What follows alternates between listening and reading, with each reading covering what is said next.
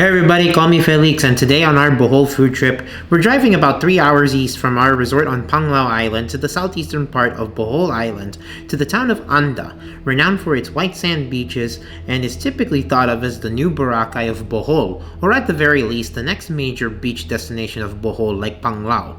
The town of Anda feels like any in the province, sleepy, laid back, and not as touristy as Panglao yet. Certainly the food scene isn't quite as deep and diverse yet in Anda as it is in Panglao, and we're just here in Anda for sightseeing and to fly the drone mainly, but we had to eat something for lunch, and luckily there's a beachside Carinderia by the main beach in the poblacion of Anda. Did we find some good under the radar Filipino food worth the drive to Anda for?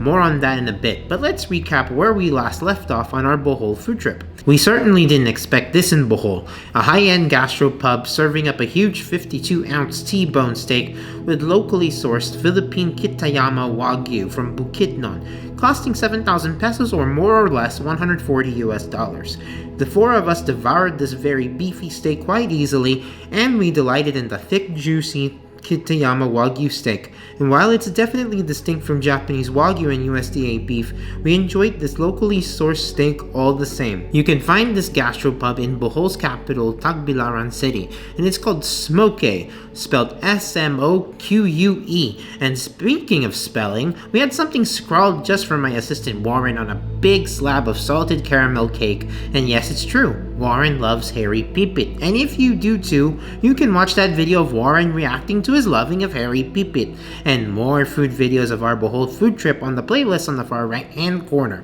Back to this video, we're in the town of Anda on the eastern side of Bohol, a 3-hour drive from Panglao, which basically means we had 6 hours of driving in one day, as this was just a day trip for us. To make matters worse, depending on how you see it, we would have to drive back from Panglao to a town further north of Anda called Candihai, famous in Bohol for its Bali-like rice terraces called the Kapdapan Rice Terraces, and it's extra notable for a river that runs through those rice terraces and drops down to form the tallest waterfall in Bohol, called Kan Umantad Waterfalls. We were on the tail end of our 11-day stay in Bohol, and there wasn't much time for us to see the wonders of this part of the province. Now, you must be thinking, why couldn't we have called Anda our home base rather than drive back and forth from Panglao? Well, at the time Bohol was still reeling in the aftermath of Super Typhoon Odette, and in virtually every town, including Panglao, certain districts were without electricity, and some without even running water. Our resort, the Bohol Beach Club on Panglao, was one of the few resorts generating electricity, and so we had to go through all the inconvenience of back-to-back day trips, which really wasn't all that inconvenient because some of us got to take a nap both ways. I recommend staying in Anda if you're to see the under-the-radar sights of Anda and Candihai, as there are even a few upscale resorts if you don't want to go through the rough and tumble route of staying in a cheap place. Anyway, this was our first day trip to Anda, and the main site here is the Quinale Beach, often lauded as Anda's equivalent to Boracay White Beach, but is mainly touristed by locals. To get here from Panglao, you take the main highway across the channel through Tagbilaran, headed to the town of Baclayon, famous for its church, and keep heading east until you arrive at a fork in the road, one way going to Candihai and the other to Anda. Keep right at the fork and it'll take another 10 to 15 minutes to arrive at the poblacion, and if you see a park and city hall, you've arrived at Quinale Beach. We flew the drone and spotted some spectacular mangrove forests and an inlet with more mangroves. I've uploaded that drone footage as its own separate video, and so feel free to check that out.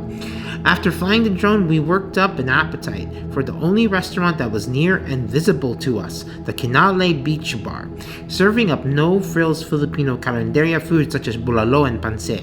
It had been a while since we went to the Carinderia, and we'd have to go back to our days locked down in Ilocos Norte to recall our old Carinderia adventures. Did we find the Quinale Beach Bar to serve some above-average Carinderia food? Well, keep watching to find out. Alright, everyone, we are at Quinale Beach, which is the main public beach here in the southeastern town of Anda on Bohol Island. It took us almost 3 hours to get here. Yeah, it's actually 3 hours. Yeah, 3 hours to get here. It's like Pitik to Pagod Put, sir, right? Oh gosh, Pitik to Pagod Put's probably nearer. like 2 hours. Pitik to Pagod Put is, yeah, Pitik to Pagod Put's almost over 2 hours. Yeah, 2 to 2.5. Here it's Panglao to Anda takes about 2.5 to 3 hours, and then that's not counting our little laundromat escapade. Trying to find laundromat that works, that has electricity. So we're here really just to take pictures of the beach, really, or take videos of the beach. And of course we got hungry because of a long drive, so we're here at Quinale Beach Bar. It's basically the only restaurant around here, and they just serve good old-fashioned hearty Filipino food. So pancit bihon we have here, and then lechon kawali, chop suey, and underneath this bowl is bulalo. I get the impression that they don't serve the same things every day, so it's basically like specials. It probably kind of reminds me of, remember that Windmill Cafe in Bangi? How they have like rotating food? Yeah. I think this is kind of like that. The only thing is we're really by a very wide beach here. This is what people call the white beach of Boracay in Anda, as it were, because it kind of does remind you of Boracay in a way. And it's only locals who are swimming here for the most part. And the funny thing is, there it is close to the LGU, or the municipal or presidential hall here. So that's the reason why they have a sign that says a reserve for mayor, because literally the city hall is right there. Separated man na. Parang puso ko lolo. Yeah. So try this first. Yeah. So again, no frills Filipino food. Once again. So this is the only game in town. They tell me there's a place or a shack that sells like vegan food, like coconut thing. I don't think we have time for that, to have a coconut burger. And frankly, this makes me want to have McDonald's for dinner. Here? No, McDonald's on the way back. It's in Yagna. We have a big McDonald's there. We of course have fresh buko. You have, especially with this view, you need some coconut to remind you you're on the beach, not Corona, everyone. Not Corona in a coconut. I'm talking about Corona beer, everyone. I'm not talking about something else. But in America, of course, it's very famous to have a Corona by the beach. Ugh. Terrible beer, by the way. They're like, yeah, okay, fine. Corona with lime and salt, like a tequila thing. Fine. It's still disgusting. Anyway, pancit bihon. I am not a pancit person, like you've seen on my blogs. Dad was. I'm not. What can you do with pancit that you really love? When was the last time we ate pancit? Maybe it's been like 6 months. Yeah, it's actually. No, it's. How or longer than that? I don't even remember the last time I ate pancit. Okay, let's try this out.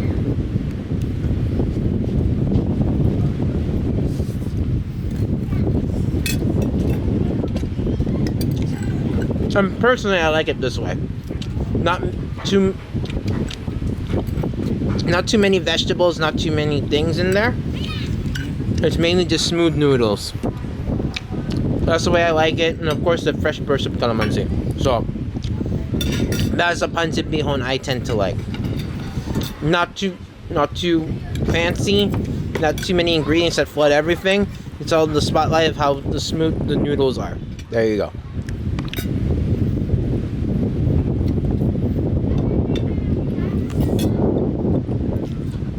Okay, it's bulalo time. So as you can see here, they give good sized portions. I don't know what the pricing is, but I'm pretty sure it's very reasonably priced. So this, they say, feeds 3 to 4 bulalo. There's only one slice. But it's it's only one big shank. Oh no. This looks like the Jerry's of bulalo. Ay, oh my gosh. What? Okay. Get the good old beefy chunk in there, yay. There's a whole lot of vegetables in that sea of soup. The bulalo shank just counts as like the volcano, the volcanic island in the middle of it. And that's never a good sign if it's like the volcanic island in the middle of the algae sea of greens in a bulalo. That's what I like to call it. Well, okay. You got this volcanic island. There's no other beef on there but mine. Oh boy. Okay. Try it out.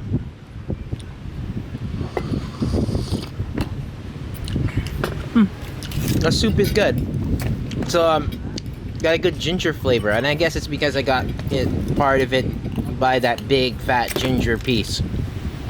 I like a bulalo that's beefy, that has a good, I should say, a good beefy flavor, but then has a little vegetal, like a ginger sort of accent there, which is this is. Yeah, that's a comforting soup. And then of course there's shank in there. Okay. Now the downside here is it doesn't look like there's a ton of beef in there. Oh, there's some beef that fell off. Good. Okay. Gelatinous bit here. Oh, it's unconventional. I have pancit and bulalo. I don't even care about eating the rice. Okay, there's that gelatinous part there. Let's try that.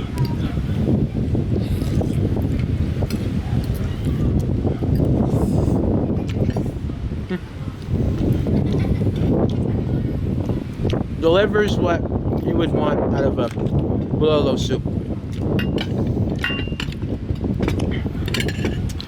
But I mean, not really, you know, standing out compared to other bulalo. Well, bulalo, I think they all kind of taste the same unless something about it makes it really rich. But this is solid bulalo. I mean, generally speaking, as long as you give it a good slow and low effort, which is to say a really good effort in that case, of really boiling it nicely, then you got something good. It's a little short on, it has mainly vegetables, mainly like bok choy, but there's no potato in there. They should have potatoes in there.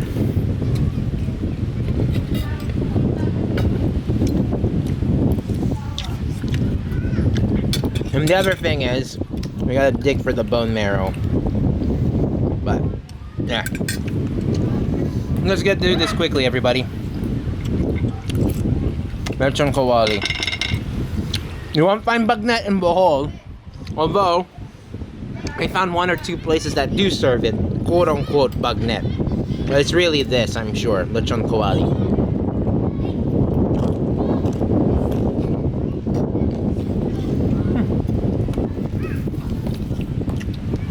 Really crunchy.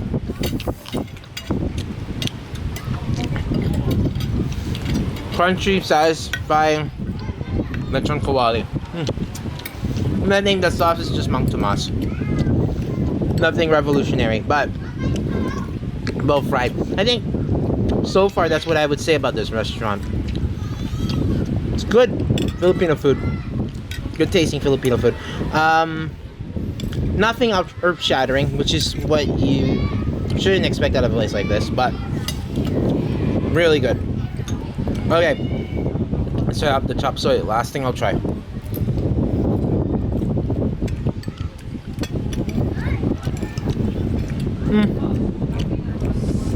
There isn't as much of a soy flavor, and frankly it's a little soupy,